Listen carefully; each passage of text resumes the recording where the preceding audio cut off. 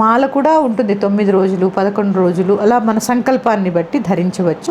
అంటే మామూలుగా మాల అనగానే ఇలా ప్రత్యేకంగా తీసుకోవాలని 41 రోజులు మండల దీక్ష ఇలా అంటే చాలా పెద్దగా అనుకుంటారు కదా, ఎక్కువ చేయాలి మన వల్ల కాదు అనుకుంటారు. కాబట్టి 9 రోజుల నుంచి కూడా 9, 11, 21 మన సంకల్పం, మన సంకల్పంగా తీసుకొని చక్కగా అమ్మని 2 పూట్ల చక్కగా పూజ చేసుకుంటూ దుర్గా ఆరాధన, ప్రత్యేకంగా ఏమి ఉండదు, దుర్గా ఆరాధన చేసుకుంటూ చక్కగా ఆ మరియమ్మన్ ఆ చెప్పిన దీక్షాకాలాన్ని నిష్టగా నియమనిష్టలతో చేసుకుంటూ ఉంటే ఆహార నియమాలు కూడా ప్రత్యేకంగా తిండి మానేయాలి ఇవన్నీ కూడా ఉపవాసాలు ఉండాలని కూడా ఏమీ ఉండదమ్మా.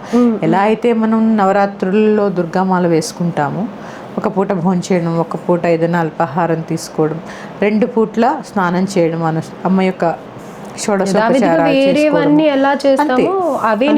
అవే నియమాలు ఉంటాయి. కాకపోతే మీరు అన్నట్టు 41 రోజులు అవసరం లేదు, 9, 11, 21 ఇలా వారికి కలిగిన సంకల్పాన్ని బట్టి వేసుకోవచ్చు.